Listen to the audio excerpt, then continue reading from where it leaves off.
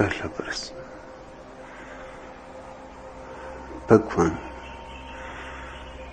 क्या हमारा अंधकार कभी न कटेगा? क्या हम सदा सदा मूढ़ता में ही डूबे रहेंगे?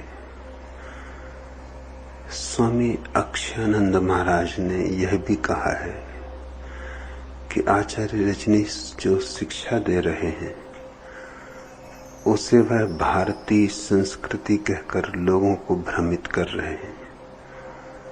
उनकी शिक्षा भारतीय संस्कृति या शास्त्रों के अनुसार नहीं।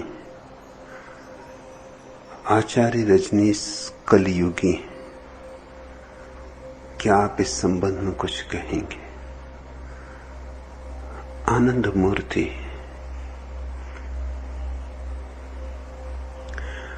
यूं ना कहो,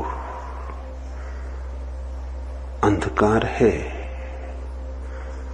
तो आलोक भी हो सकता है।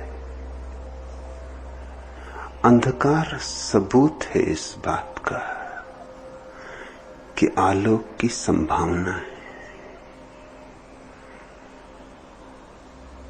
मूढ़ता है तो टूट भी सकती है, जड़ता है तो मिट भी सकती है।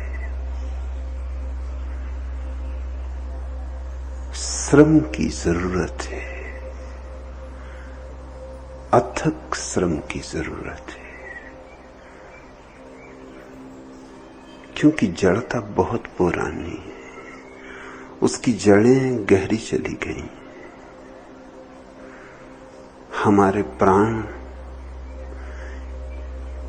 उस जहर से सदियों से सींचे गए। हमारी हड्डी मांस मज्जा में उसका प्रवेश हो गया है, लेकिन फिर भी निराश होने की कोई बात नहीं, हताश होने की कोई बात नहीं, बल्कि ठीक इसके विपरीत इसे चुनौती समझो।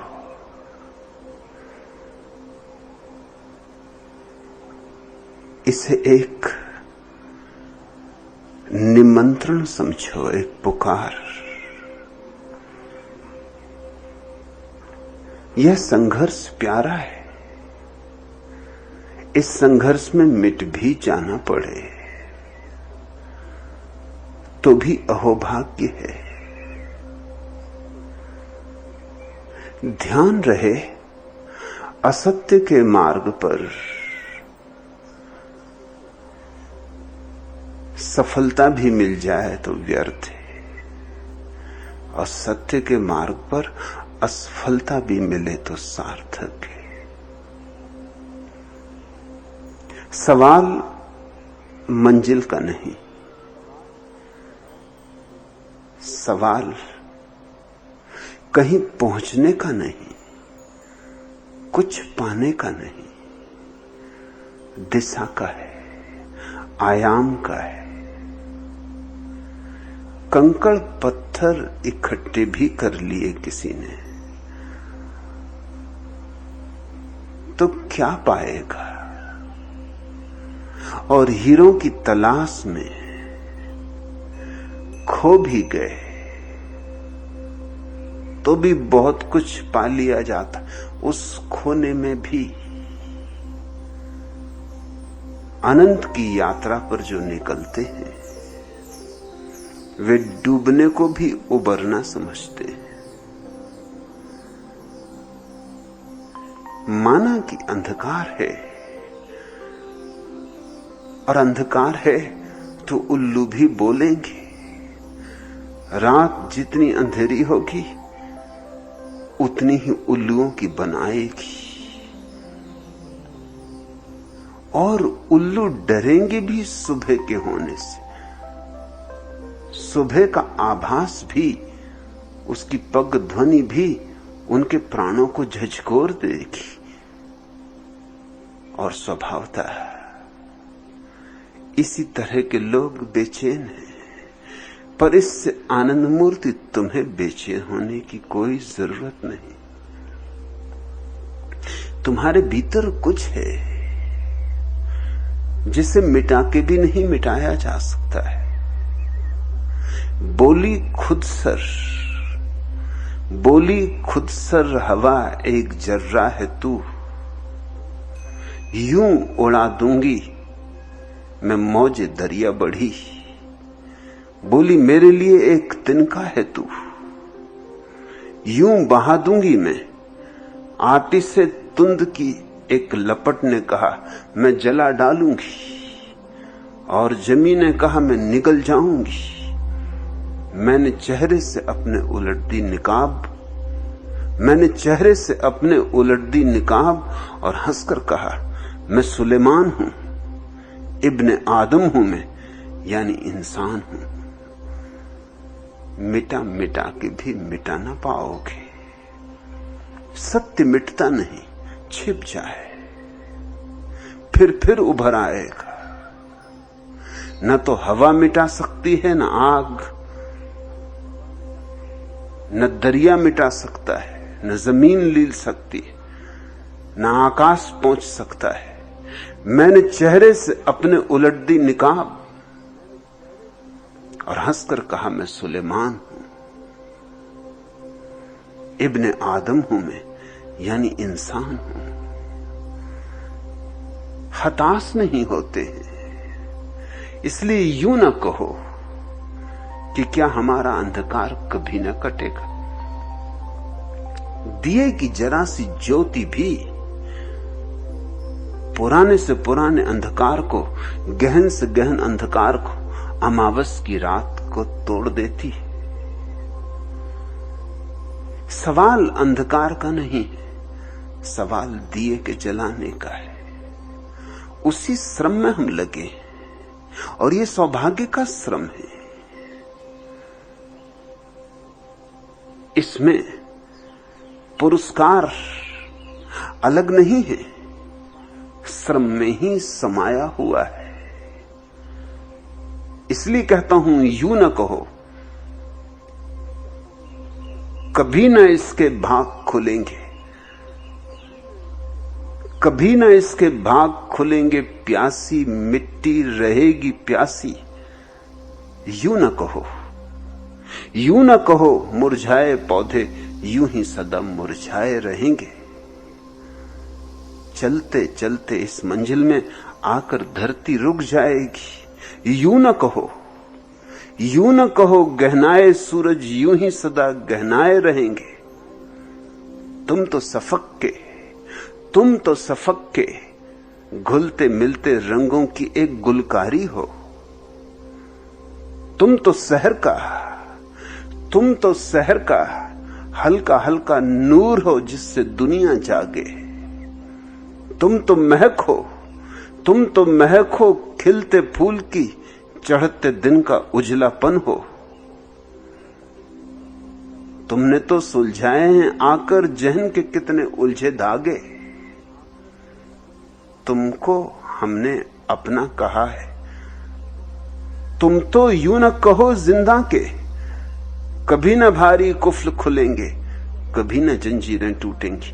यूं न कहो कभी न इसके भाग खुलेंगे, प्यासी मिट्टी रहेगी प्यासी। यूं न कहो मुरझाए पौधे यूं ही सदा मुरझाए रहेंगे।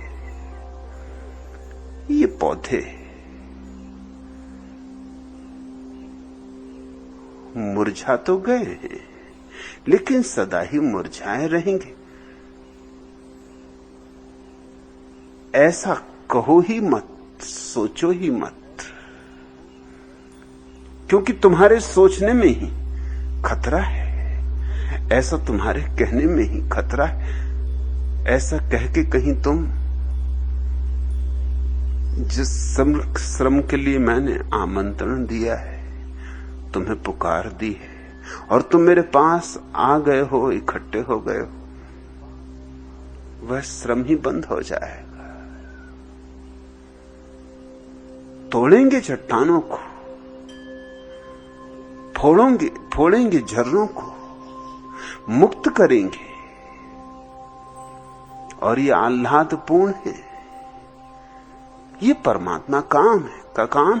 यही तो प्रार्थना है, इतनी ही तो प्रार्थना है।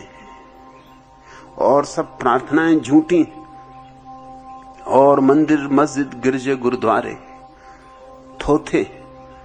प्रार्थना तभी सत्य होती जब तुम किसी ऐसे श्रम में संलग्न होते हो जिससे परमात्मा का पदार्पण हो सके, जब तुम एक ऐसा द्वार खोलते हो, एक ऐसी दीवार तोड़ते हो जहां से सूरज आ सके, स्वच्छ हवाएं प्रवेश कर सके।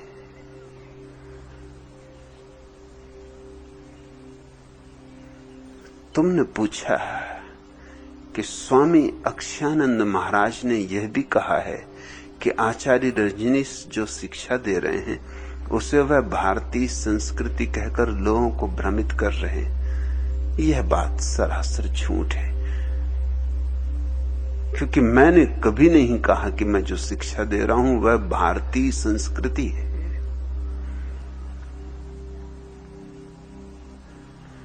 लेकिन इस देश में तो लोग पता नहीं सपनों में सुन लेते हैं, सपनों में देख लेते हैं और उस पर भरोसा कर लेते। राजा हरिश्चंद्र की कथा है ही कि उन्होंने स्वप्न में एक ब्राह्मण को दान दे दिया राज्य, स्वप्न में। और फिर ढूंढवाया उस ब्राह्मण को।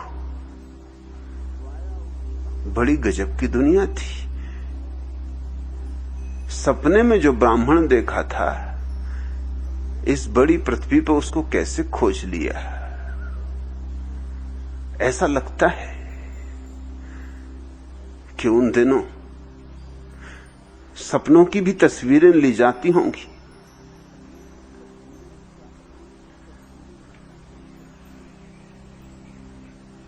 कैसे खोज लिया उस ब्राह्मण को जिसको सपने में देखा था और उसे राज्य दे दिया। एक राजा हरिश्चंद्र हुए, उनकी महिमा गाई जाती। कोई ये भी नहीं पूछता कि सपने में भरोसा करने वाले लोग विक्षिप्त थे या उनको समझदार कहें, पागल हैं। अरे जिंदगी भी सपना है, ये भी भरोसे के योग्य नहीं।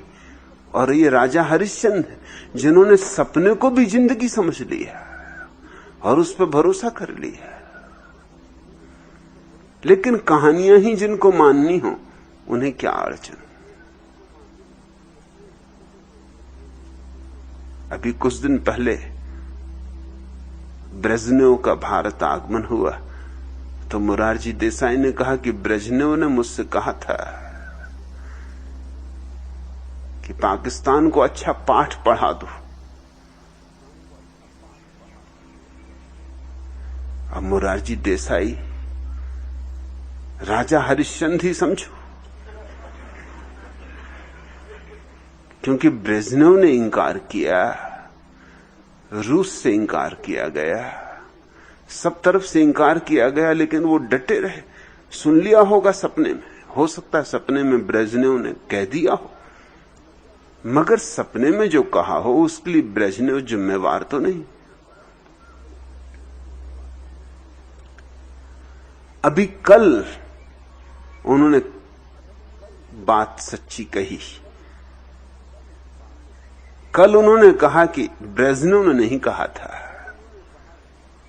किसी और ने कहा था जिसका नाम लेना मैं अभी ठीक नहीं समझता, लेकिन देश के हित के लिए मैंने ब्रेजनेव का नाम ले दिया था।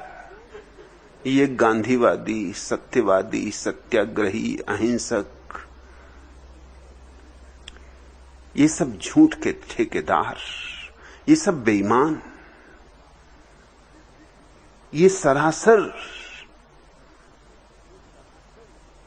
गलत तरह के लोगों के हाथ में इस देश की नीति का निर्धारण पड़ा हुआ है।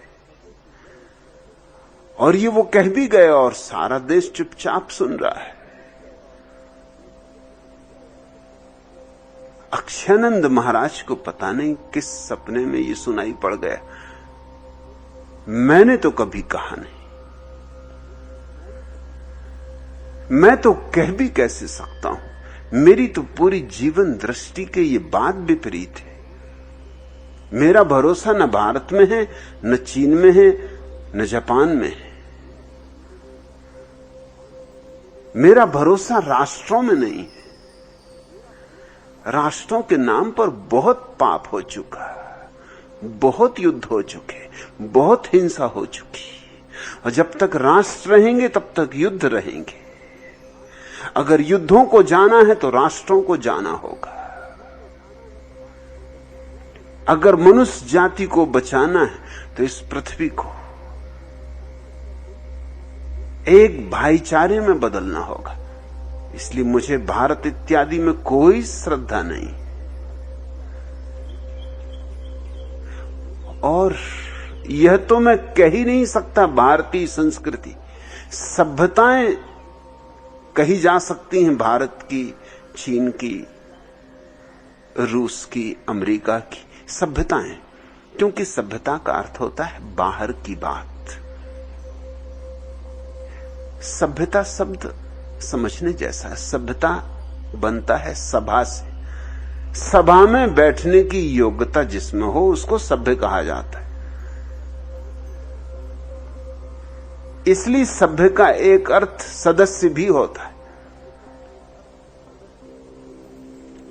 सभा में बैठने की योग्यता, चार लोगों में उठने बैठने की तरतीब जिसको आ गई उसको सभ्य कहते हैं।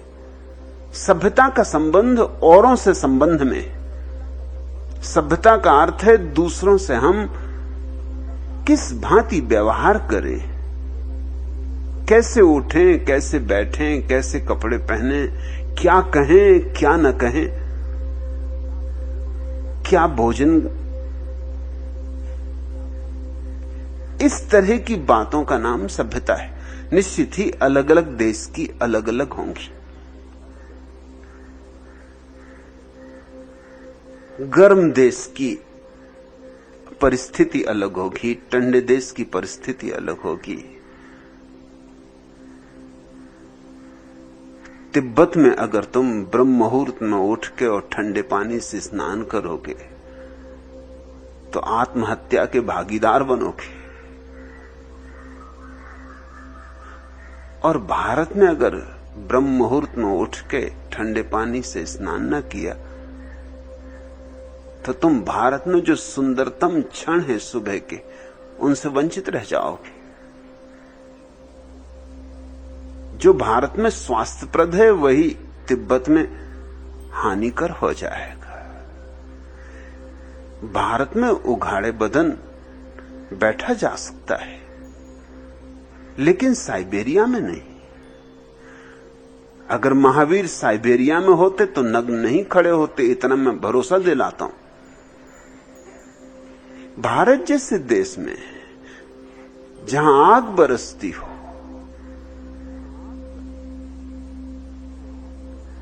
नग्न होने में कोई कठिनाई नहीं। यही तो कारण है कि जैन धर्म भारत के बाहर नहीं जा सका। तुम चकित हो गए ये जानकर कि बुद्ध धर्म सारे एशिया पर फैल गया और जैन धर्म भारत के बाहर न जा सका। बुद्ध धर्म ने करोड़ों लोगों को प्रभावित किया और जैन धर्म आज भी 5000 सालों के बाद केवल 35 लाख लोगों का धर्म है भारत में। बुद्ध धर्म से 2500 साल पुराना धर्म है।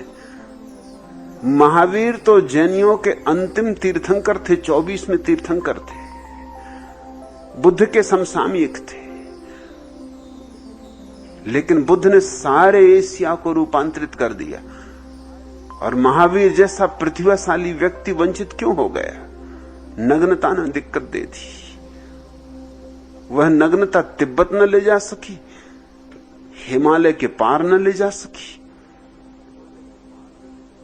ठंडी बाधा नहीं थी। नग्न आदमी को न कोई देश स्वीकार कर सकता था, न नग्न आदमी कहीं जा सकता था। वो आबद्ध हो गया, यहीं सिकुड़ कर रह गया। सभ्यता बाहर की चीज है और इसलिए प्रत्येक देश की अलग होगी, प्रत्येक समय की अलग होगी। लेकिन संस्कृति भीतर की बात है। संस्कृति का अर्थ होता है ध्यान, क्योंकि ध्यान है कीमिया आत्म परिष्कार की। और भीतर कोई भारतीय होता है कि चीनी होता है कि अरबी होता है कि ईरानी होता है? क्या तुम सोचते हो भीतर भी भूगोल है? क्या तुम सोचते हो भीतर भी इतिहास है? क्या तुम सोचते हो यही उपद्रव भीतर भी है? भीतर सन्नाटा है, भीतर परमात्मा है, भीतर तो परम मौन है, निशब्द निराकार है। वहां कैसी सीमाएं और कैसे विशेषण। ये स्वामी अक्षयानंद महाराज को अभी यह भी बोध नहीं है कि संस्कृति और सभ्यता में भेद होता है। सभ्यता तो अलग अलग होगी ही, सदा होगी,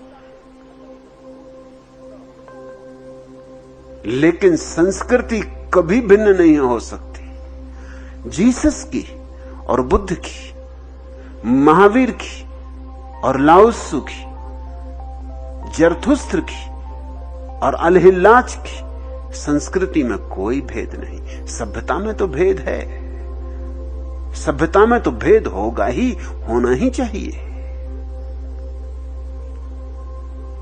लेकिन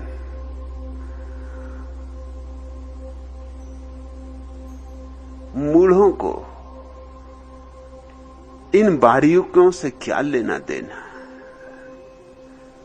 तो मैं तो ये कभी कह ही नहीं सकता कि मैं जो शिक्षा दे रहा हूं वो भारतीय संस्कृति की शिक्षा है। पहले तो इसलिए नहीं कह सकता कि मुझे भारत और अभारत में कोई भेद नहीं। दूसरे इसलिए नहीं कह सकता कि संस्कृति आंतरिक यात्रा है। सभ्यता भिन्न होती है, संस्कृति अभिन्न। संस्कृति तो एक ही होती, अनेक नहीं। और इसलिए भी नहीं ये बात सही है क्योंकि मैं तो कोई शिक्षा दे ही नहीं रहा हूं।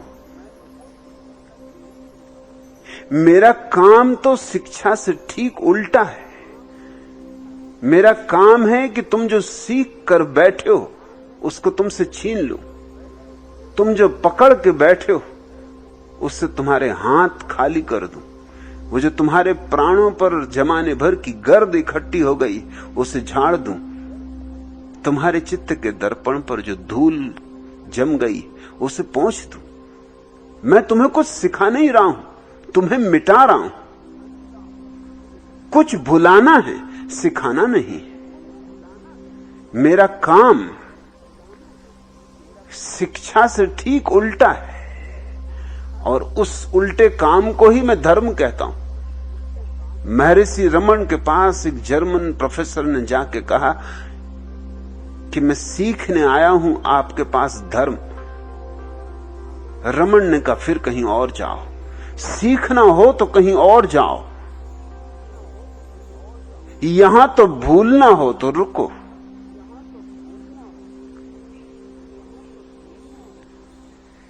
सीखने के लिए तो कोई अड़चन नहीं है। विश्वविद्यालय हैं, पुस्तकालय हैं, शास्त्र हैं, शिक्षक हैं। सीखने के लिए तो बहुत फैलाव है। कुछ चाहिए लोग जो बुलाएं भी।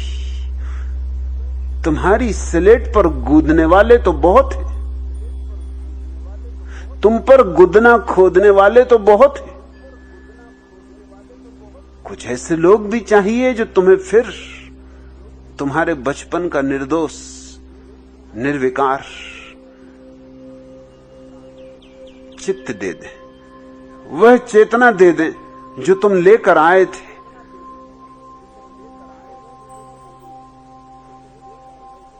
संस्कारों के जो पहले तुम्हारे पास थी,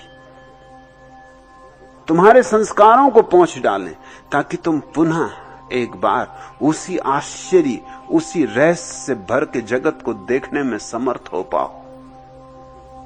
वही आंखें जो छोटे बच्चों के पास होती हैं, वही आह्लाद, वही विस्मय, वही आश्चर्य विभोर चित्त की दशा। तो मैं शिक्षा तो दे ही नहीं रहा हूं, मैं तो तुम शिक्षित बैठे हो, तुम्हारी शिक्षा पहुंच रहा हूं। तुम्हारे प्रमाण पत्र जलाने अपने जला चुका हूं, अब तुम्हारे जला रहा हूं। तुमसे तुम्हारे शास्त्र छीन ले, अपने गंवा चुका हूं, अब तुम्हारे पर हमला कर रहा हूं। स्वामी अक्षयानंद महाराज को कुछ पता नहीं कि वो क्या कह रहे हैं। मेरे संबंध में अफवाहें सुनी होंगी, और अफवाहों पर जो भरोसा कर लेते उनकी गिनती में समझदारों में नहीं करता। और तुमने पूछा आनंद मूर्ति, उन्होंने ये भी कहा कि आपकी शिक्षा भारतीय संस्कृति या शास्त्रों के अनुसार नहीं। मैंने कहा कब की है? मैं तो शास्त्र विरोधी हूं। जरूर मैं उन सत्यों का समर्थन करता हूं जो मैंने अनुभव किए, शास्त्रों में है इसलिए समर्थन नहीं करता। मैंने अनुभव किए, और अगर शास्त्र भी उनके समर्थन में, तो जरूर मैं शास्त्रों की पीठ भी ठोंक देता हूं कि बच्चा ठीक कहते हो। बाकी जो मैं कह रहा हूं अपना अनुभव है, अपने अनुभव के अतिरिक्त मुझे और किसी बात पर भरोसा नहीं। जो मैंने नहीं जाना है, जो मेरा स्वानुभव नहीं, वह मैं तुमसे नहीं कहूंगा। शास्त्रों से मुझे क्या लेना देना। इसलिए मुझे सुनने वाले थोड़ी अड़चन में भी पड़ते, थोड़ी झंझट में भी पड़ते, क्योंकि कभी मैं उसी शास्त्र के एक वचन का समर्थन कर देता हूं और कभी उसी शास्त्र के दूसरे वचन का खंडन कर देता हूं। स्वभावतः उनकी समझ में ये बात नहीं आती। उनको समझ में आती ये बात कि या तो मैं पूरे शास्त्र का समर्थन करूं या पूरे शास्त्र का विरोध करूं। नहीं, मुझे पूरे का विरोध या समर्थन इसमें रस नहीं है। मेरी कसौटी पर जो सच उतर आता है, वो फिर कहीं भी हो, वो कुरान में हो कि बाइबल में हो कि जिंदावेस्ता में हो कि वेद में हो कि ताओ ते किंग में हो कि धम्म पद में हो, मुझे कोई अड़चन नहीं। मैं उसके समर्थन में खड़ा हूं। लेकिन अगर तुम गौर से समझोगे तो तुम पाओगे कि मैं उसका समर्थन इसलिए कर रहा हूं कि वो मेरा समर्थन कर रहा है। अन्यथा जहां मुझसे भिन्न कोई बात हुई, फिर मैं संकोच नहीं करता। फिर सत श्री अकाल, फिर वाहे गुरु जी की फतह, वाहे गुरु जी का खालसा। फिर मैं कोई शिष्टाचार नहीं मानता, कोई सभ्यता नहीं मानता। मेरे लिए तो सत्य के अतिरिक्त और कोई परमात्मा नहीं। सत्य जहां भी प्रतिध्वनित हुआ हो, मेरा समर्थन है, मगर वो सत्य मेरा अनुभूत सत्य हो तो ही। मैं उधार सत्यों का समर्थन नहीं करता हूं। इसलिए वे क्यों चिंता में पड़ रहे हैं कि मेरी बातें शास्त्रों के अनुसार नहीं। मैंने कभी कहा ही नहीं, होनी चाहिए ये भी नहीं कहा। तुम्हारे शास्त्रों का सौभाग्य है अगर कोई बात उनकी मेरे अनुसार पड़ती हो, अन्यथा उनका दुर्भाग्य। जीवित आदमी हूं मैं मुर्दा शास्त्रों में अपना समर्थन खोजूंगा। मुर्दे खोजते हैं मुर्दा शास्त्रों में समर्थन, जिनका अपना अनुभव नहीं है वो खोजते हैं।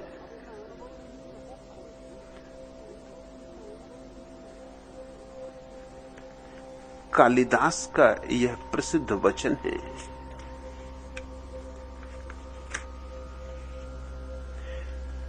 पुराण मित्येव न साधु सर्वम न चापि काव्यम नवमित्यव्यद्वयम् संतः परीक्षांतरद भजन्ते मूढ़ा पर प्रत्यनेन बुद्धि।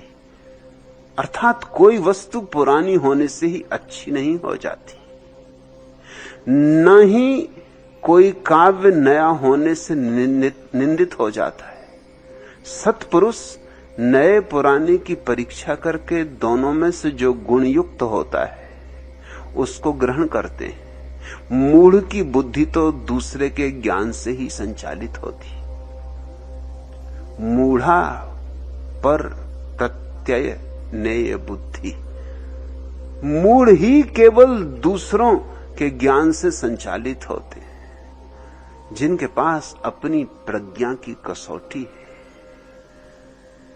वे तो परीक्षा करते, वे तो जांचते, वे तो प्रयोग करते, सच को सच कहते हैं, झूठ को झूठ कहते हैं। इसलिए तो हमने ऐसे व्यक्तियों को परमहंस कहा है, क्योंकि वे दूध को जल से अलग कर देते, सार को सार, असार को असार कह देते। और तुम्हारे शास्त्रों में 99% असार है, 1% सार है। यह भी चमत्कार है, क्योंकि 1% सत्य भी बच रहा है। यह भी अनहोनी घटना है, यह भी कुछ कम नहीं। यह भी न होता तो कोई आश्चर्य की बात न होती। यह है, यही आश्चर्य है, क्योंकि तुम्हारे शास्त्र सदियों सदियों तक लिखे गए और किन्हीं एक व्यक्ति ने तो लिखे नहीं, न मालूम कितने व्यक्तियों ने लिखे। उनमें जोड़ होता चला गया है। उनमें जानकारों के वचन हैं, उनमें अज्ञानियों के वचन हैं, उनमें प्रज्ञावानों के वचन हैं, उनमें पंडितों के वचन हैं। और आज उस खिचड़ी में से छांटना बहुत मुश्किल मामला है। मेरा शास्त्रों में कोई रस नहीं। हां, जरूर अगर मेरे सत्य से कोई शास्त्र अनुकूल पड़ जाता है तो मैं तुम्हें उसकी याद दिला देता हूं। जैसे कालिदास के इस वचन से मैं राजी हूं कि कोई वस्तु पुरानी होने से ही अच्छी नहीं होती। पुराना होना सत्य होने का कोई प्रमाण नहीं, और न ही कोई वस्तु नई होने से गलत होती। नया होना गलत होने का प्रमाण नहीं। इससे उल्टी बात भी सच है। नए होने से ही कोई बात सच नहीं होती और पुराने होने से ही कुछ गलत नहीं होती। गलत और सही का नए और पुराने से क्या लेना देना है।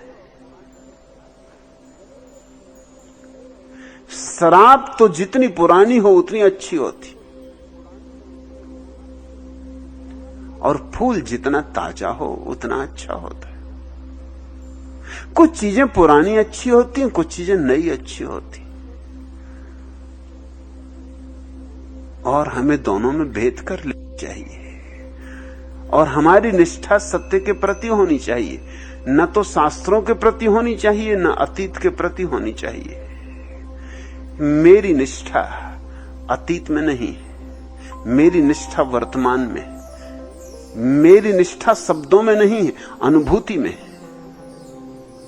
मेरी निष्ठा मन में नहीं है, ध्यान में, आमनी दशा में।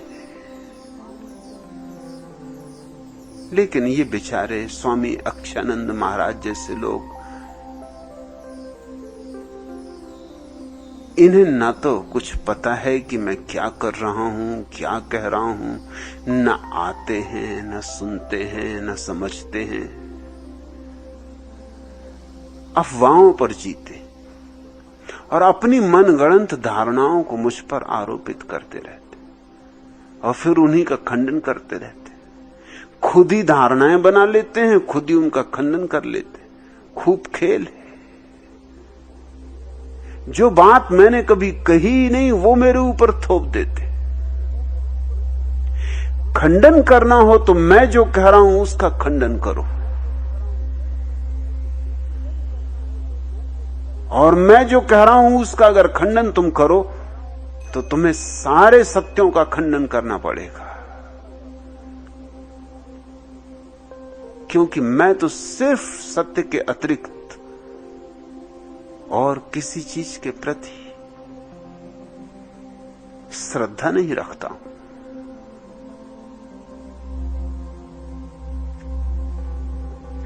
फिर उन्होंने ये भी कहा कि आचार्य रजनीश कली युगी है।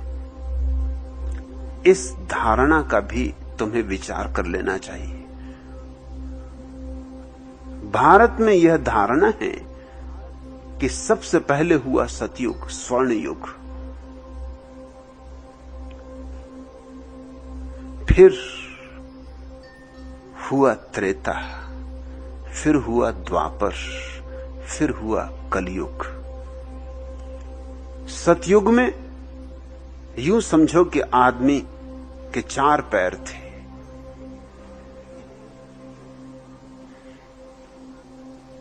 त्रेता में 3 पैर, द्वापर में 2, और कलयुग बिल्कुल लंगड़ा गया, एक ही पैर बचा।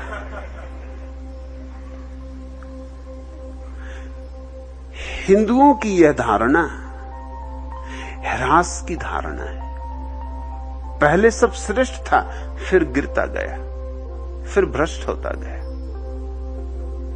ये धारणा ही रुग्ण है। ये रुग्ण चित्त की ही प्रतीक है। मेरी धारणा उल्टी। कलयुग पहले था,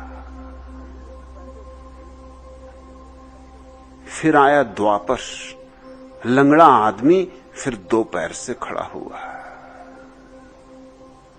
फिर आया त्रेता, और अब है सतयुग।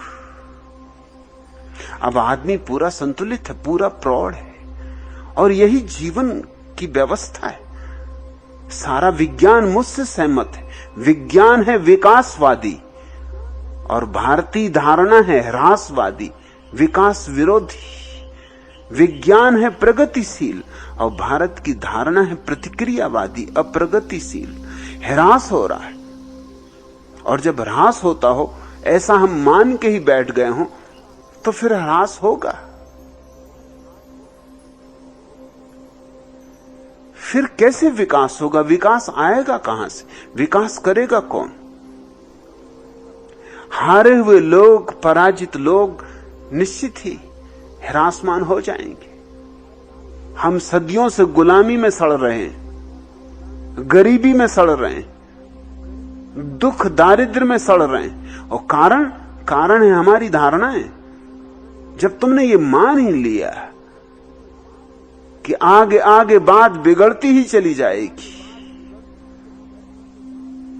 जब तुम इस बात को बिल्कुल दृढ़ता से पकड़ लिए, तो जब बात बिगड़ेगी तब तुम कहोगे हमने पहले ही कहा था कि बात तो बिगड़नी ही, सुधारने का तो सवाल उठता ही नहीं। ये हताशा तोड़नी। आगे आगे बात बिगड़ेगी क्यों? आगे आगे बात सुधरेगी, क्योंकि सारा अनुभव हमारे पास होगा अतीत का। उस अनुभव से हम ऊपर चढ़ेंगे, उन भूलों से हम सीखेंगे। इसलिए मैं तुमसे कहता हूं कि परशुराम जैसे व्यक्तियों को हम आज भगवान नहीं कह सकते। जिस समय कहा गया होगा कलयुग रहा होगा। जिस व्यक्ति ने इतनी हिंसा की और हत्या की, जो परशु लिए घूमता रहा और पृथ्वी को 18 बार क्षत्रियों से नष्ट कर दिया, और इसका परिणाम तुम समझते हो क्या हुआ? सारे क्षत्रिय तो मार डाले, लेकिन उनकी स्त्रियां बच गईं। तो व्यभिचार फैला, भ्रष्टाचार फैला, वैश्यागमन, वैश्यागामी लोग हुए, क्योंकि उन स्त्रियों का क्या हो।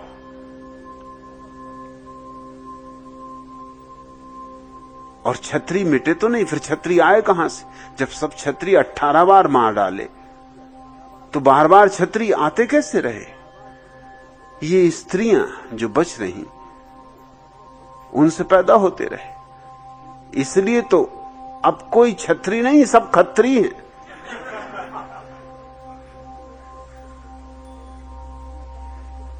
छा कभी का खा हो चुका, खराब हो चुका।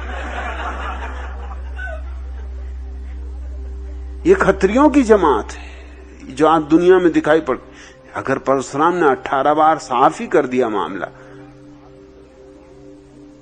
तो ये कोई साधारण खत्री भी नहीं है। 18 बार खत्म हो चुके, मगर फिर लौट आए, तो जरूर दूसरों ने लौटाया। तो उस समय एक अच्छी प्रथा थी, कलयुग में ही हो सकती है ऐसी प्रथा। उस प्रथा को कहते थे नियोग। कोई भी स्त्री ऋषि मुनियों के पास जाकर निवेदन कर सकती थी कि मुझे बच्चा चाहिए, और ऋषि मुनियों का काम ही यही था कि स्त्रियों को बच्चे की जरूरत पड़ जाए, कोई विधवा हो जाए, बच्चा ना हो, या किसी जोड़े को बच्चा ना होता हो, तो ऋषि मुनि बेचारे सेवा कर देते थे। अरे जो सेवा करे वो मेवा पाए, तो थोड़ा मेवा उनको मिलता था, थोड़ी सेवा वो कर देते थे। ऋषि मुनि क्या हुए? महादेव जी के सांड हुए। ये वेटनरी डॉक्टर तो अब जो कर रहे हैं, ये कलयुग में, जब परशुराम भगवान थे तब होता ही रहा। इसको नियोग कहते थे। मगर ऋषि मुनि जो करें सो ठीक, इसमें कुछ पाप नहीं। इस तरह छत्री फिर बनते रहे। आज परशुराम को तुम हत्यारा कहोगे, महा हत्यारा कहोगे। चंगेज खान और तैमूर लंग और नादिर शाह और अडोल्फ हिटलर और स्टालिन और माओ से तुम सब फीके पड़ जाएंगे। ये सब मिलके भी इतनी हत्या नहीं की जितने उस अकेले आदमी ने की, अगर तुम्हारे पुराणों पर भरोसा किया जाए। तो परशुराम जैसा बड़ा हत्यारा कभी हुआ ही नहीं। और जब परशुराम को भगवान माना जा सका, तो तुम समझ सकते हो कि लोगों की बुद्धि क्या रही होगी, कितनी अपरिष्कृत रही होगी, कितनी जड़ रही होगी। कृष्ण को भगवान माना जा सका, दूसरों की 16,000 स्त्रियां उठा लाए। इनके बच्चे तड़फे होंगे, इनके पति तड़फे होंगे, इनके परिवार नष्ट हुए होंगे, और ये स्त्रियां सब अपने मन से नहीं आ गई होंगी। इनको जबरदस्ती छीन झपट के लाया गया था, और फिर भी कृष्ण को भगवान माना जा सका। ये कलयुग में ही संभव है, ये सतयुग में कैसे संभव हो सकता है? और फिर कृष्ण के जीवन में ऐसा कुछ भी नहीं है जिसमें भगवत्ता जैसी बात झलकती हो। और कृष्ण ही जिम्मेवार है महाभारत के। महाभारत में ही भारत की रीढ़ टूट गई, उसके बाद भारत फिर कभी उठा नहीं। जो गिरा सो आज तक नहीं उठ सका है। ये 5000 साल जो भारत की दुर्दशा के साल हैं, इनके लिए अगर कोई एक व्यक्ति सर्वाधिक जिम्मेवार है तो वो कृष्ण। उनको अगर भगवान माना जा सका तो जरूर लोगों की भगवान की धारणा बताती है कि लोग किस बुद्धि के रहे होंगे। मेरे हिसाब में मैं विकासवादी हूं, ह्रासवादी नहीं। मेरे लिए तो बाद में लोग अच्छे आए। परशुराम से बुद्ध तक आते आते भगवत्ता निखरी। बुद्ध को भगवान कहा जा सकता है, परशुराम को नहीं। मैं कबीर को भगवान कह सकता हूं, राम को नहीं। भगवत्ता निखरती आई। आज हम सतयुग में जी रहे हैं। आज पहली दफा पृथ्वी पर मनुष्य प्रौढ़ हुआ है और आगे आगे दिन और सुंदर होंगे, आगे आगे और फूल खिलेंगे इस बगिया में।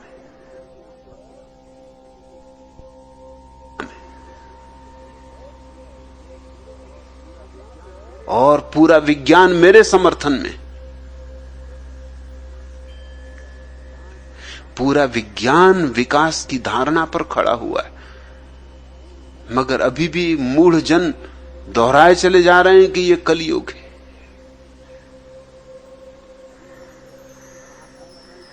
और आशा कर रहे हैं कि और चीजें बिगड़ेंगी और बिगड़ेंगी, सब नाश होगा। ये सड़ी गड़ी धारणा, ये रुग्ण जर्जर चित्त त्याग देने योग्य है, मुक्त हो जाने योग्य है। तो मैं इस तरह की धारणाओं का समर्थन नहीं कर सकता हूं। आनंद मूर्ति स्वामी अक्षयानंद महाराज को कहना कि मैं उनकी हर बात से राजी हूं, अर्थात न तो मैं भारतीय संस्कृति का समर्थक हूं, न शास्त्रों का समर्थक हूं, और न ही किसी को धोखा दे रहा हूं कि जो मैं सिखा रहा हूं वो भारतीय संस्कृति है या भारतीय धर्म। मेरी बात तो दो टूक साफ है कि जो मैं सिखा रहा हूं वो मेरा अनुभव है, उस पे मेरे हस्ताक्षर है, उस पे किसी की बपौती नहीं। जो मैं सिखा रहा हूं वो शिक्षा जैसी चीज नहीं है, वो शिक्षा से बिल्कुल उल्टी है, विपरीत है। उसे तुम ज्ञान से मुक्ति तो कह सकते हो, लेकिन ज्ञान का देना नहीं कह सकते हो। ज्ञान दिया नहीं जाता। तुम्हारा थोथा ज्ञान गिर जाए तो तुम्हारे भीतर से ज्ञान के झरने फूटते, बाहर से नहीं आता ज्ञान। ज्ञान तुम्हारा स्वभाव है। देखा ना, कल बुल्ले शाह ने कहा कि परमात्मा को क्या खोजना, अरे यहां का यहां कहां जाते हो खोजने? न शास्त्रों में है, न शब्दों में है, न सिद्धांतों में, तुम्हारे भीतर की शून्यता में। उस शून्य को ही मैं ध्यान कहता हूं, समाधि कहता हूं, निर्वाण कहता हूं। दूसरा प्रश्न, भगवान मैं प्रश्नों से भरा हूं, आप उत्तरों से। क्या मैं आशा करूं कि आप मेरी सारी जिज्ञासाओं का समाधान कर देंगे? यदि आप आश्वासन दें तो मैं सन्यास तक लेने को तैयार हूं। भाई दास भाई कैसी बहकी बहकी बातें कर रहे हो? सन्यास तक, जैसे कि कोई कहे कि जहर तक पीने को तैयार। ऐसी झंझट में ना पड़ो। अच्छे भले आदमी चंगे आए चंगे ही जाओ, क्या बिगड़ना है? और तुमसे किसने कहा कि मैं उत्तरों से भरा हूं? हां, प्रश्नों से खाली हो गया हूं। तुम प्रश्नों से भरे हो, मैं प्रश्नों से खाली हूं। उत्तरों से मैं भरा हूं, इस भ्रांति में ना रहो। मैं कोई पंडित नहीं हूं। हां, तुम्हें भी प्रश्नों से खाली होना हो तो मुझसे जुड़ सकते हो, वही सन्यास है। प्रश्नों के उत्तर नहीं होते। सद्गुरु प्रश्नों के उत्तर नहीं देता है, प्रश्नों को तोड़ता है। तुम जरा गौर तो करो कि मैं तुम्हारे जो प्रश्नों को उत्तर देता हूं वो उत्तर,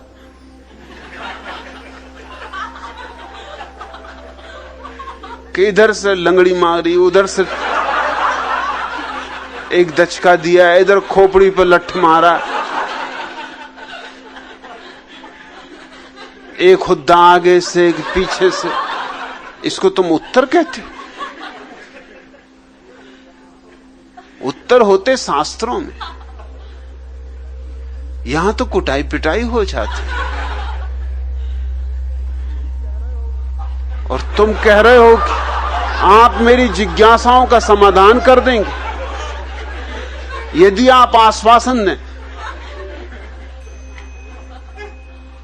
गारंटी चाहते हो। एक ही बात की गारंटी दे सकता हूं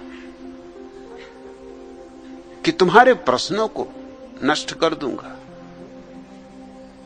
एक एक प्रश्न को उखाड़ कर फेंक दूंगा, और उत्तर बाहर से नहीं आते। जब सारे प्रश्न गिर जाते तो तुम्हारे भीतर ही उत्तरों का उत्तर, समाधानों का समाधान। इसलिए तो हम उस अवस्था को समाधि कहते हैं, क्योंकि वो समाधानों का समाधान है, उत्तर नहीं है। जिंदगी कोई स्कूल की परीक्षा नहीं है कि प्रश्न पूछे और उत्तर दे दिए। लेकिन आदतें हमारी खराब है, सड़ी गली आदतें हैं, दकियानूसी आदतें हैं। गुलाम रूहों के कारवां में जरस की आवाज भी नहीं है। उठो उठो तमुद्दन के पासवानों, तुम्हारे आकाओं की जमी से उबल चुके जिंदगी के चश्मे, निशान सिजदों के अब जमी से मिटाओ। देखो छुपा ना ले वो लहू टपकता है आस्तीं से। गुलाम रूहों के कारवां में नफस की आवाज भी नहीं है। उठो उठो मोहब्बत के पासवानों, ये कोहरो सहरा, ये दस्तो दरिया तुम्हारे अजदाद गा चुके हैं। यहां पे वो आतसी तराना जो गर्मी बज़्म था मगर अब गुजर गया उसको एक जमाना।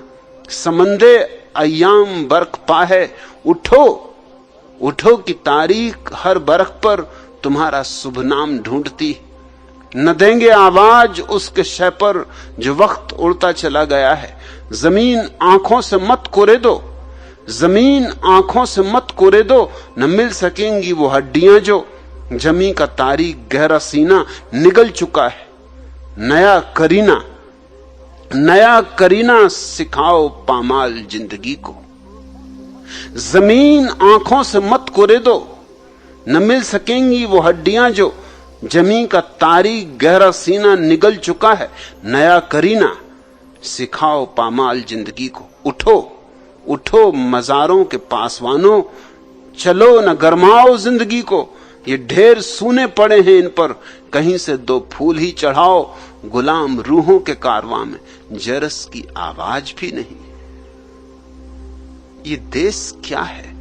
एक गुलाम रूहों का कारवां हो गया, जिसमें कोई जीवन की घंटियां भी नहीं बजती। गुलाम रूहों के कारवां में जरस की आवाज भी नहीं है। गुलाम रूहों के कारवां में नफस की आवाज भी नहीं है। घड़ियाल तो क्या बजेंगे, यहां सांस की आवाज तक खो गई। उठो तमुद्दन के पासवानों, ए संस्कृति के पागलों, उठो मोहब्बत के पासवानों। बहुत हो चुकी प्रेम की बातें, अब उठो उठो मजारों के पासवानों, पूज चुके कब्रों को बहुत। उठो अब थोड़े जिंदगी को जियो। ये ढेर सूने पड़े हैं इन पर, कहीं से दो फूल ही चढ़ाओ। भाईदास भाई, तुम कहते हो कि प्रश्नों से भरे हो। तुम्हारे प्रश्न तुम्हारे ही प्रश्न होंगे ना, और अज्ञान में क्या प्रश्न हो सकते? और ज्ञान में तो प्रश्न होंगे ही क्यों? अज्ञान में व्यर्थ के कुतूहल होते, या चालबाजियां होती, या धोखा होता, या पाखंड होता। तुम्हारे प्रश्नों में तुम्हारी ही छाप होगी ना, तुम्हारे प्रश्न तुम्हारे ही प्रतिबिंब होंगे ना, तुम्हारे प्रश्न आखिर तुम्हारे भीतर ही से तो आएंगे। अब बबूल में कोई गुलाब के फूल तो न लगेंगे। अब बबूल के कांटों को मैं बैठा रहूं, तोड़ता रहूं, इससे भी क्या होगा, नए कांटे उगते रहेंगे। इसलिए मैं तो जड़ मूल से तुम्हें मिटा दूंगा। भाई दास भाई, अगर तैयारी हो बिल्कुल मिटने की तो सन्यासी हो जाओ। आश्वासन एक देता हूं कि मिटाऊंगा, बिल्कुल मिटा दूंगा, जड़ों से उखाड़ूंगा, कहीं कुछ शेष न रहेगा तुम्हारा तुम में। और जब तुम्हारा तुम में कुछ भी शेष न रहेगा तो पा जाओगे तुम सभी समस्याओं का समाधान। दादा चूहड़मल फूहड़मल बीमार थे, डॉक्टर के यहां गए। डॉक्टर ने सब जांचा परखा और 2 दवा की गोली देकर कहा, एक सुबह एक शाम खाना, बस एक ही दिन में बिल्कुल चंगे नजर आओगे। दादा घबराकर बोले, क्या बोले बड़ी डॉक्टर, नंगे नजर आओगे? डॉक्टर ने कहा कि नहीं नहीं, मैंने कहा चंगे हो जाओगे, यानी मेरी दवा इतनी बढ़िया है कि एक ही दिन में बिल्कुल ठीक हो जाओगे। दादा बोले, अच्छा अच्छा यह बात है, बड़ी यह तो बताओ कि दवा काहे के साथ खानी? जवाब मिला, चाय या दूध के साथ खाइएगा। दादा को संतोष न हुआ, बड़ी डॉक्टर हमको तो एक बात बोल दो, या चाय या दूध, हमको दोहरी बातें ठीक नहीं लगती। डॉक्टर ने कहा, अच्छा तो दूध के साथ गोली लीजिएगा। दादा ने पूछा, दूध गाय का या भैंस का? डॉक्टर ने कहा, माफ करिए, मुझे और भी मरीज देखने हैं, अब आप ही अकेले तो नहीं कि आपसे थोड़ी सिर मारता रहूं, आपको जो दूध मिल जाए उसी के साथ ले लेना, उसमें कोई फर्क नहीं पड़ता। दादा बोले, बड़ी डॉक्टर गुस्सा क्यों होते हो, हम आज पहली बार ही एलोपैथी का इलाज करवा रहे हैं, इसलिए सब बातें क्लियर क्लियर जानना चाहते। न हमारे घर गाय है न भैंस, बकरियां हैं। यदि बकरी के दूध के साथ गोली खा लूं तो कोई नुकसान तो नहीं है ना? उत्तर मिला नहीं, मगर दादा की जिज्ञासा भी समाप्त न हुई। बड़ी एक बार और बताओ ना, दूध गर्म चाहिए या ठंडा? डॉक्टर ने पिंड छुड़ाने के लिहाज से कह दिया, कुनकुना। दादा बोले, ठीक, दूध गिलास में पीना कि कटोरी में? डॉक्टर को गुस्सा आ गया, साईं अब घर भी जाइए ना, आपको कुछ और काम नहीं है क्या? दादा बोले, काम क्यों नहीं है, पर जब हमने आपको पूरी फीस दी है तो बदले में हमें भी पूरी पूरी जानकारी तो दीजिए। बताइए कि दूध खड़े खड़े पीना है कि बैठकर पीना है? डॉक्टर ने अपना माथा ठोंक लिया, साईं आप ये लीजिए अपनी फीस वापस। 10 का नोट पकड़ाते हुए उसने कहा, खुदा के वास्ते अब मेरा पीछा छोड़िए। दादा बोले, लेकिन भरी तुम तो नाराज होते हो, हम तो सीधा साधा आदमी हैं, कभी एलोपैथी का इलाज नहीं करवाया, इसलिए पूछता है कि दूध खुद अपने हाथ से पीना है या मेरे मुन्ने की अम्मा यदि पिला दे तो कोई नुकसान?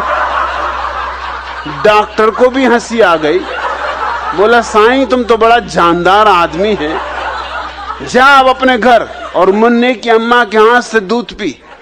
दादा ने कहा, अच्छा तो जाता हूं बड़ी डॉक्टर, मगर एक बात तो बताओ कि घर तक पैदल जाऊं या रिक्शे में बैठकर? डॉक्टर ने कहा, रिक्शे में जाओ, इस बुखार में पैदल चलना ठीक नहीं। दादा डॉक्टर से राम राम बड़ी साईं कह के चल दिए। डॉक्टर ने संतोष की सांस ली, लेकिन आश्चर्य की बात तो तब घटी जब आधा घंटे बाद दादा लौट आए और बोले, बड़ी डॉक्टर तुम कैसा इंसान है, हमको यह नहीं बताया कि कौन सी गोली सुबह खानी और कौन सी शाम को खानी। हमारा मुन्ने की अम्मा ने हमको बहुत डांटा। डॉक्टर ने संयम साध कर कहा, यह सुबह खाइए और ये शाम को। दादा बोले, तुम्हारी भूल के कारण हमको वापस आना पड़ा, भरी हमको फिर से घर जाने के लिए 10 रुपया रिक्शा का भाड़ा दो, वरना हम कैसे जाएंगे। डॉक्टर ने आधा मिनट गंभीरता से सोचा और चुपचाप 10 का नोट दादा के हाथ में थमा दिया, इसी में ज्यादा भलाई थी। दादा मुस्कुराते बाहर आए और वेटिंग रूम में बैठी अपनी बीबी को आंख मारकर बोले, लोग कहते हैं कि जाको राखे साइयां मार सके न कोई। ऐसा कहने वाले निरे मूर्ख हैं, गधे। उनको कहना चाहिए जाको लूटे साइयां बचा सके न कोई। बीबी हंसती हुई उठी और बोली, तो फिर आज कौन से पिक्चर चला जाए मुन्ने के पापा? इस डॉक्टर से आज कितने रुपए वसूल करे? अरे बरी बोलो ना, तुम्हारी जिज्ञासाएं भाईदास भाई किसी काम ना आएंगी। यहां तो जिज्ञासाएं तोड़नी, यहां तो प्रश्न गिराने।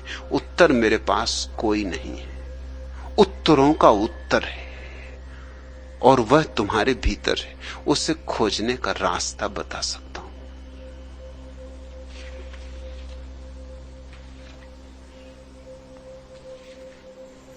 आखिरी प्रश्न, भगवान मैं सन्यासी क्या हो गया हूं? लोग मुझे पागल समझने लगे, अपने ही लोग। मैं जीवन में पहली बार आनंदित हूं और मेरे परिवार के लोग दुखी। यह पहली मेरी कुछ समझ में नहीं आती। वे यदि मुझे प्रेम करते हैं जैसा कि वे कहते हैं तो उन्हें भी आनंदित होना चाहिए ना। कृष्ण प्रेम भारती। इसमें कुछ पहेली नहीं, बात बिल्कुल सीधी है।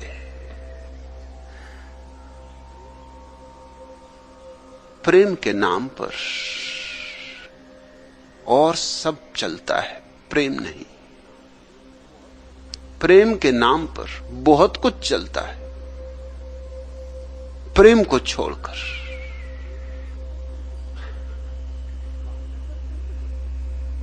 बातें करते हैं लोग कि हम चाहते हैं तुम आनंदित हो, मगर जब तुम आनंदित होगे तब तुम अड़चन अनुभव करोगे।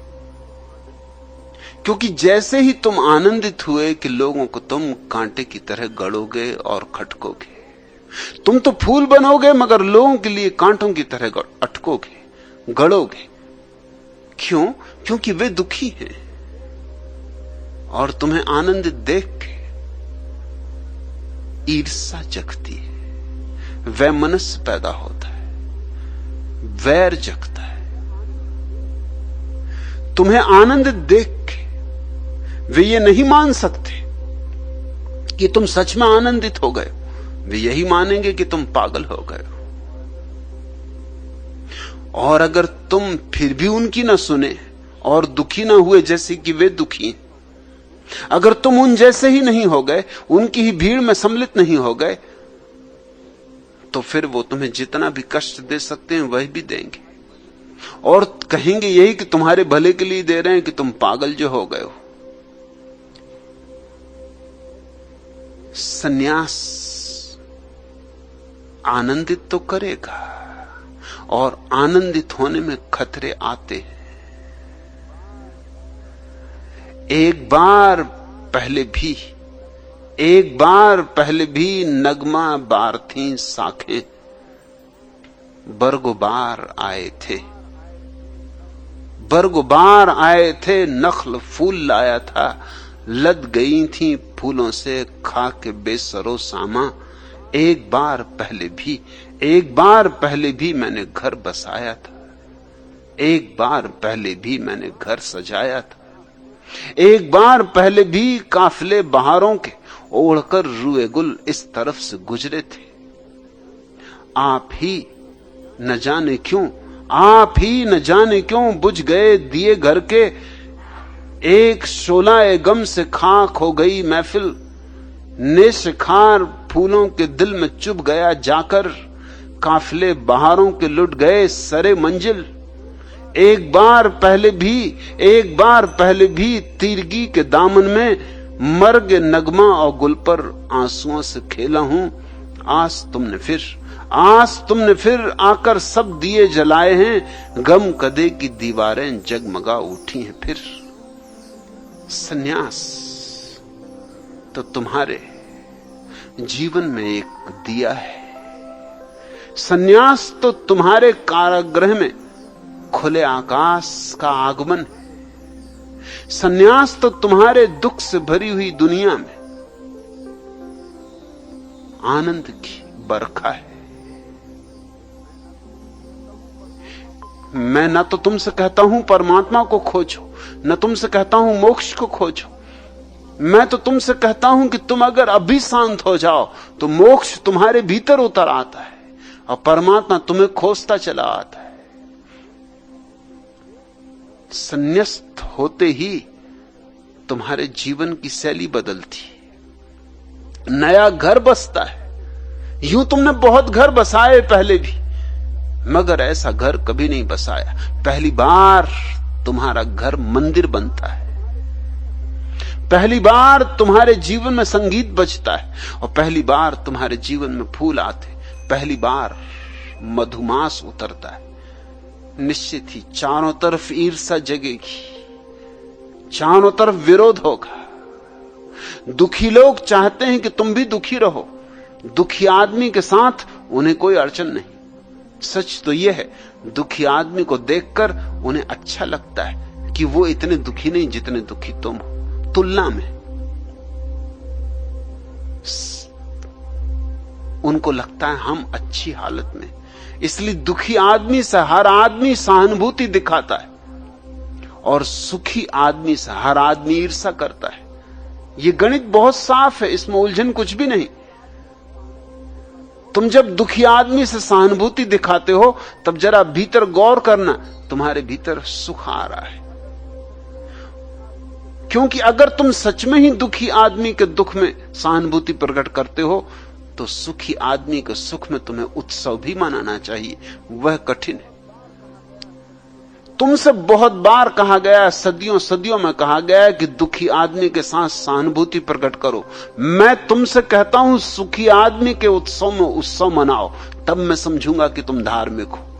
वो तो कोई भी मूढ़ कर लेता, वो तो कोई भी बेईमान कर लेता। दुखी आदमी के दुख में सहानुभूति प्रकट करने में अहंकार को तृप्ति मिलती, मजा आता है। किसी के घर में आग लग जाती तो तुम सब इकट्ठे हो जाते हो सहानुभूति प्रकट करने की। बहुत बुरा हुआ भाई, कैसा दुर्भाग्य, ऐसा नहीं होना था, कैसे हो गया। तुम्हारी आंखों में आंसू दिखाई पड़ते लेकिन भीतर तुम्हारे रस बह रहा है। और जब तुम्हारे पड़ोस में कोई आदमी एक नया आलीशान मकान बनाता है तब तुम प्रसन्न होते हो। अगर सच में ही तुम किसी के मकान में लगी आग के कारण दुखी हुए थे तो किसी के बने नए मकान को देखकर तुम्हें भी नाच उठना चाहिए, लेकिन कोई नाच नहीं उठता, ईर्ष्या भरती। तुम उस रास्ते से निकलना छोड़ देते हो, तुम दूसरे रास्ते से, लंबे रास्ते से चले जाते हो। तुम्हें उसका महल देख के पीड़ा उठती, घाव तुम्हारे ताजे हो जाते कि अरे मैं कुछ न कर पाया और इस आदमी ने मकान बना लिया। मैं तुमसे कहता हूं, फिर से कहता हूं, सच्चा धार्मिक आदमी दूसरे के सुख में सुखी होने की कला जानता है, और जो दूसरे के सुख में सुखी हो सकता है उसकी ही सहानुभूति सार्थक है, अन्यथा बेईमानी। तुम आनंदित हो रहे हो कृष्ण प्रेम भारती, इससे तकलीफ तो आएगी। आनंदित होना इस दुनिया में बड़ी खतरनाक बात है। जहां हजारों हजारों वृक्षों पर फूल न हो, वहां एक वृक्ष पर फूल आ जाएं तो सारे वृक्ष टूट पड़ेंगे, उस वृक्ष पर तोड़ डालेंगे उसे, सारे वृक्ष कुल्हाड़ियां उठा लेंगे, काट डालेंगे उसे। इसलिए तो तुमने सुकरात को जहर पिलाया, इसलिए तुमने जीसस को सूली पर लटकाया, इसलिए तो सरमत की गर्दन काटी। क्या कारण था? इनका क्या कसूर था? इनका एक ही कसूर था, इनका एक ही गुनाह था कि ये आनंदित थे, ये परम आनंदित थे, ये आह्लादित थे, ये नाच उठे थे। और तुम लंगड़े हो, नाच तो दूर, तुम चल भी नहीं पाते। तुम्हें तो बैसाखियां चाहिए, और जब बैसाखियां लिए हुए लोग किसी को नाचता हुआ देखें तो अपनी बैसाखियों से ही उसका सिर तोड़ देंगे। कायनात दिल में ये गाता हुआ कौन आ गया? कायनात दिल में ये गाता हुआ कौन आ गया? हर तरफ तारे से, हर तरफ तारे से बरसाता हुआ कौन आ गया? चार जानिब फूल बिखराता हुआ कौन आ गया? ये मुझे नींदों से चौंकाता हुआ कौन आ गया? मीठी मीठी आग ऐसा साथ में जलने लगी, रूह पर लिपटी हुई जंजीरें गम गलने लगी, जिंदगी की साख मुर्दा फूलने फलने लगी, नहकतों से चूर शर्मीली हवा चलने लगी, दहर में मस्ती को नहलाता हुआ कौन आ गया?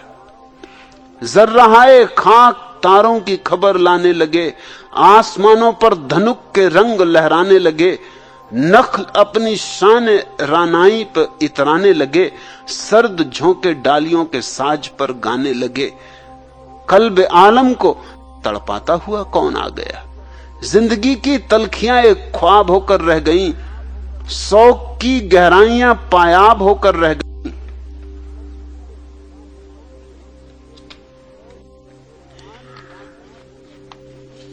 काली रातें रूह कसे महताब होकर रह गईं, सुस्त नब्जें रेशा ए सीमाब होकर रह गईं, बर्ग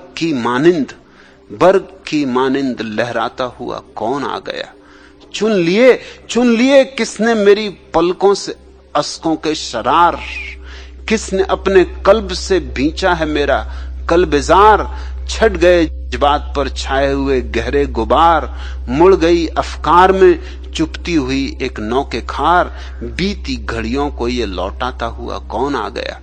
जो कभी तारों में जाकर झिलमिलाया वो न हो, जो कभी तारों में जाकर झिलमिलाया वो न हो, जो कभी फूलों में छुपकर मुस्कुराया, जो कभी फूलों में छुपकर मुस्कुराया वो न हो, दूर रहकर भी जो रग रग में समाया वो न हो, जो मेरे अब तक बुलाने पर न आया वो न हो, ये लजाता रुकता बल खाता हुआ कौन आ गया?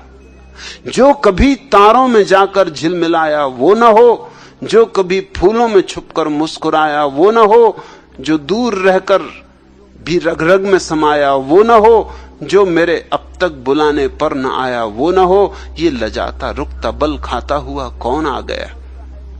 ये तो खुद मेरे तस्वर का है एक अक्से जमील, ये तो दिल की धड़कनों में हो रही है काल और कील, आह लेकिन ये रुखे पुरनूर, ये चश्मे कहील, लड़खड़ाती चाल पे पिन्हा खिरा में रौदनील, आईना सा मुझको दिखलाता हुआ कौन आ गया?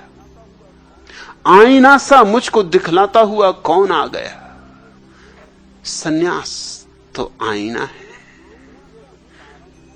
सन्यास तो वही है जो तारों में झिलमिलाता है, जो फूलों में मुस्कुराता है।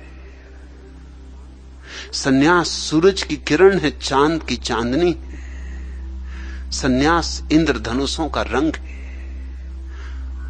सन्यास दिए की ज्योति है, दियों का उत्सव, दिवाली है। सन्यास होली भी है, दिवाली भी, और चारों तरफ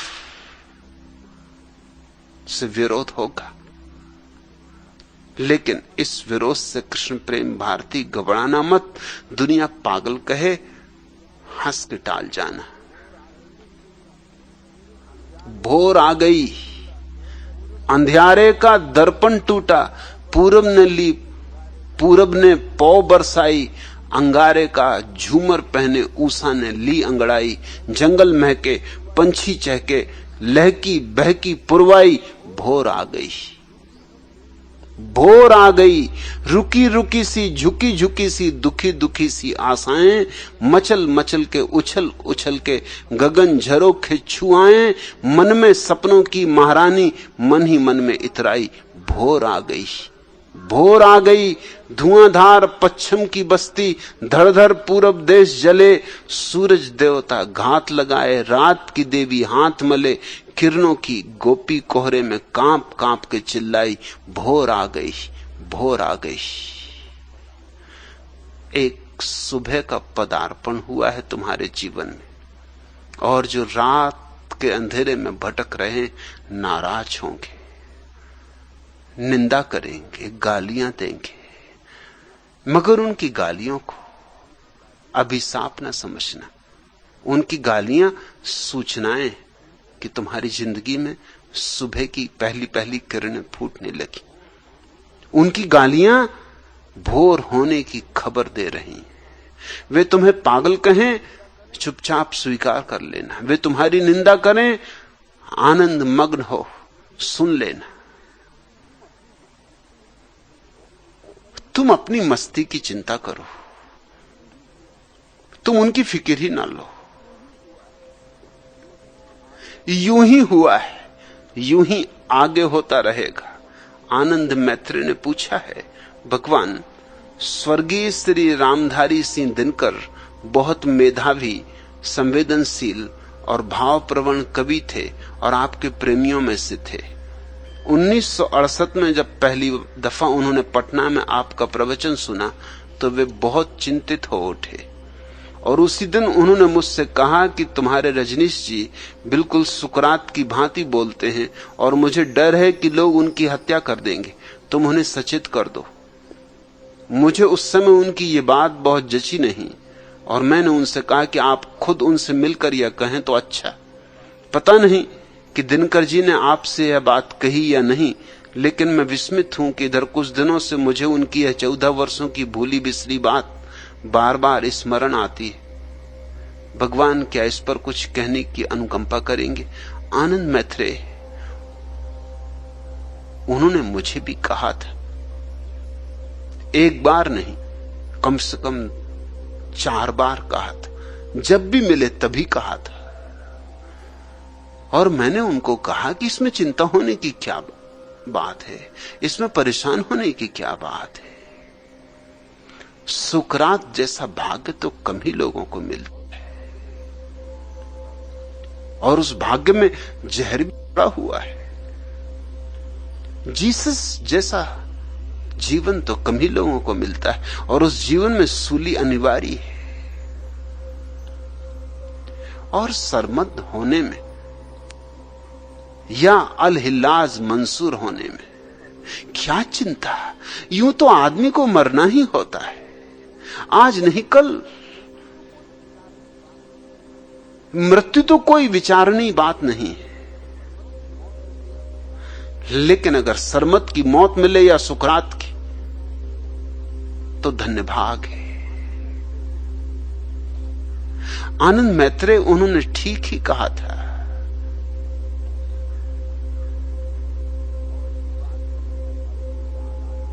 और ये बात तुम्हें अब भी याद आती है 14 वर्षों बाद? स्वाभाविक है, क्योंकि अब मैं और अपनी तलवार पे धार रख रहा हूं।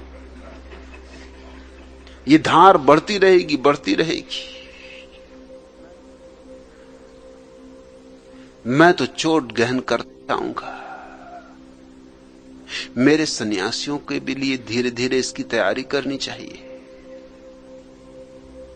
इसलिए तुमने जो पूछा है,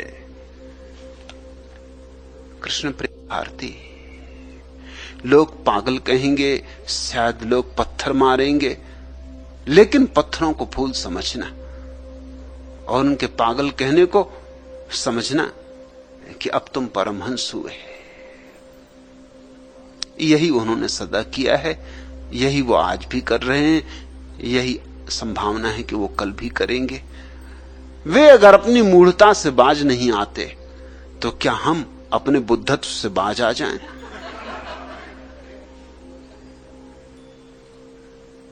आज इतना है।